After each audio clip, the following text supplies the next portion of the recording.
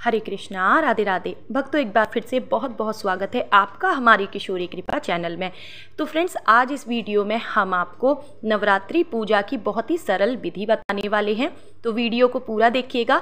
उससे पहले आप सभी को नवरात्रि की ढेर सारी शुभकामनाएं। और माता रानी आ रही हैं इस बार गजराज पर सवार होके। हाथी है माता की सवारी, तो बहुत सारा धन, वैभव, यश, मान, सम्मान देने वाली हैं वो अपने भक्तों को। तो हमें पूजा में कोई भी गलती नहीं करनी है, कोई भी कमी नहीं छोड़नी है। तो सबसे पहले आप जिस जगह पर माता रानी को विराजमान करने वाले हैं वहाँ पर अच्छे से साफ़ सफाई कर लें, और जो भी आप चौकी या पाटा लगाएं उसके नीचे एक स्वास्तिक जरूर बना लें। आप स्वास्तिक हल्दी से, कुमकुम से, आटे से, किसी भी तरह से आप बना सकते हैं। फ्रेंड्स, ऐसा करना बहुत ही ज़्यादा शुभ होता है। उसके बाद देखिए, हमने यहाँ पे एक कलश लिया है मिट्टी का। आप चाहें आप पीतल का ले सकते हैं, तांबे का ले सकते हैं, चांदी का कलश ले सकते हैं, ठीक है। और स्टील का कलश आप इग्नोर करें, स्टील का कलश रखने से बचना चाहिए, ठीक है। अच्छा, इसके अलावा अगर आप कलश की स्थापना नहीं करते हैं तो फ्रेंड्स तब भी आपको एक लोटे में जल भर के माता रानी के पास जरूर से रखना है, ठीक है। और अगर आप पूरे विधि विधान से पूजन करना चाहते हैं तो कलश की स्थापना बहुत ही शुभ होती है, जो कि हमें नवरात्रि में जरूर से करनी चाहिए। तो यहाँ पे देखिए, कलश पर स्वास्तिक बना लिया है और साथ ही 9 बिंदी लगा ली है माता रानी के नाम की कलश के मुख पे। और उसके बाद देखिए, हमने चावल से यहाँ पे अष्टदल कमल बनाया है। आप चाहें तो सादा ऐसे ही ढेरी कर लें आप चावल की, और उस पर भी आप कलश रख सकते हैं। तो फ्रेंड्स, कलश जो है बड़े ही मंगलकारी होता है। हमें नवरात्रों में कलश स्थापना ज़रूर करनी चाहिए। वैसे तो देखिए, मैं हमेशा ही बताती हूँ कि घर के मंदिर में एक लोटे जल में आप थोड़ा सा गंगा जल मिला के हमेशा भर के रखा करें, लेकिन क्योंकि नवरात्रि पूजा है तो कलश की स्थापना आपको ज़रूर करनी चाहिए।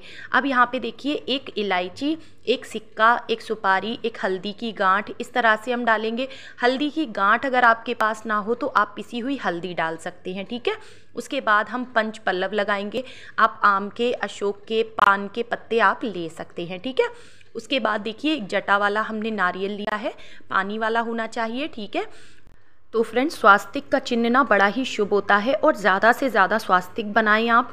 और देखिए, जो नवरात्रि के पहले दिन की पूजा होती है ना, इसमें थोड़ा समय ज़्यादा लगता है, क्योंकि हमें सारी ही चीज़ें बड़े ही अच्छे विधि विधान से करनी होती हैं। और जो रोज़ की पूजा होती है फिर वो तो आसानी से हो जाती है।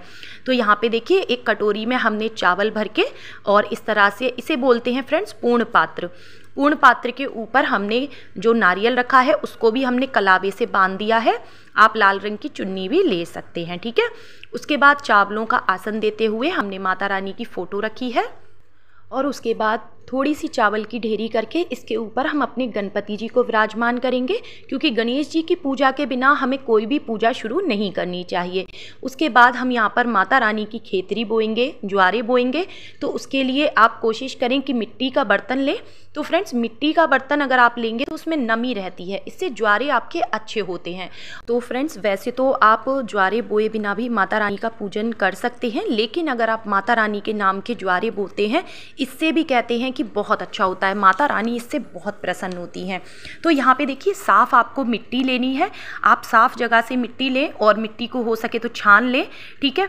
उसके बाद देखिए, एक लेयर आप मिट्टी की डालेंगे, और फिर उसके ऊपर आप जो भी चीज़ों, आप गेहूँ बोना चाहते हैं, धान बोना चाहते हैं, जौ है, जिसकी भी आप खेती करना चाहते हैं, तो एक लेयर मिट्टी की रहेगी, एक लेयर आपकी जौ की रहेगी, ठीक है।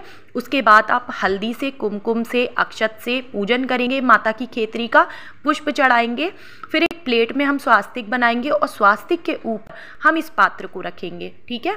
तो फ्रेंड्स, अगर आप कलश की स्थापना करते हैं और ज्वारे बोते हैं माता रानी के नाम के, तो इस तरह से पूजन करने से कहते हैं हमारे घर में सुख समृद्धि दिनों दिन बढ़ती है, ठीक है। तो आप ऐसे करें, और नहीं तो जैसे भी फिर आपके यहाँ नियम हो फिर आप वैसे पूजा करें।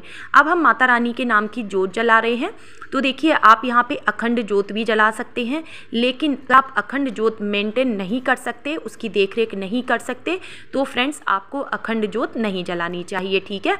आप सुबह और शाम घी का दिया जलाएंगे, माता की आरती करेंगे, इतनी भी पूजा करेंगे तो वो भी काफ़ी होगी, ठीक है। लेकिन अखंड जोत जो है जलाने के बाद बुझनी नहीं चाहिए, खंडित नहीं होनी चाहिए, इस चीज़ का आप ध्यान रखें।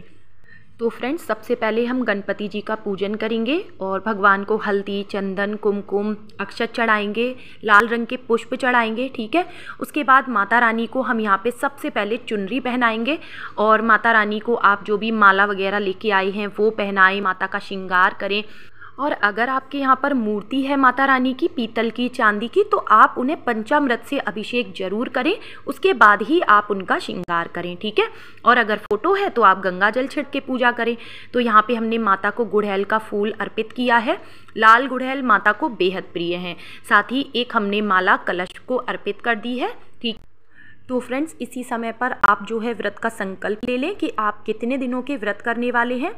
और अगर इन दिनों में किसी भी कारण व्रत ना कर सकें तो आपको सात्विक भोजन ग्रहण करना चाहिए, ब्रह्मचर्य का पालन करें, सुबह में जल्दी उठें, सुबह शाम की पूजा आप ज़रूर करें। और इन दिनों में कोशिश करें काले नीले रंग के वस्त्र, जो गहरे रंग के वस्त्र होते हैं वो ना पहने, खिले खिले रंग पहने। ठीक है। तो फ्रेंड्स, अगर आप सुहागन महिला हैं तो आप अच्छे से तैयार होके रहें, पैरों में आलता महावर लगाएं, पायल पहने, मांग में सिंदूर, माथे पे बिंदी, लाल पीले रंग के वस्त्र पहने, माता से सदा सौभाग्यवती रहने का वरदान मांगे।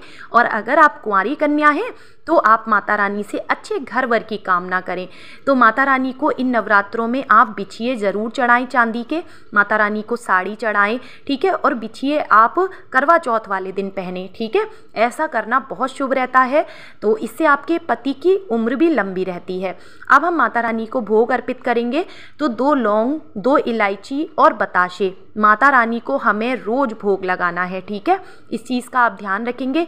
इसके अलावा आप जो भी फल ला सकते हैं उनका भोग लगाएं और पंचमेवे का भोग लगा सकते हैं, मखाने का, काजू, बादाम, जो भी हो आपके पास। ठीक है। उसके अलावा आप माता रानी को दक्षिणा अर्पित करेंगे। दक्षिणा हमारी किसी भी पूजा में जो भी कमी रह जाती है उसको पूरा करती है। साथ ही में एक लोटे में या ग्लास में आप जल जरूर रखें। तो फ्रेंड्स, पूर्ण श्रद्धा के साथ माता रानी का पूजन करें। माता रानी आपकी किसी भी मनोकामना को पूर्ण कर सकती हैं।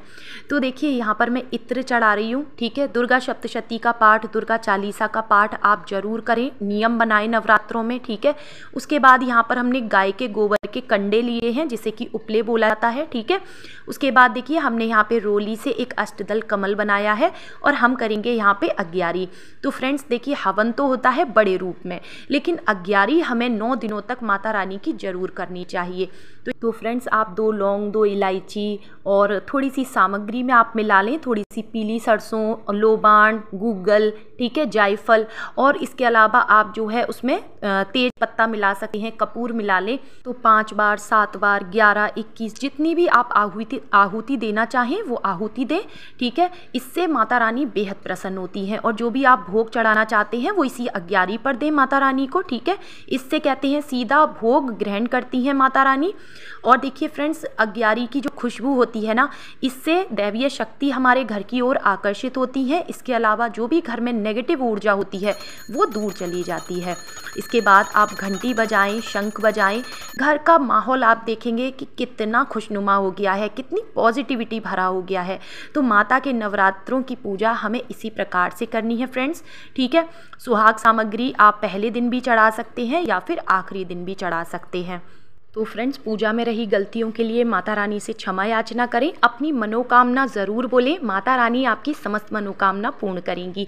तो उम्मीद करती हूँ आज की पूजा का वीडियो आपको पसंद आया होगा। वीडियो पसंद आया हो तो लाइक शेयर ज़रूर करें, कमेंट में जय माता दी लिखना बिल्कुल भी ना भूलें।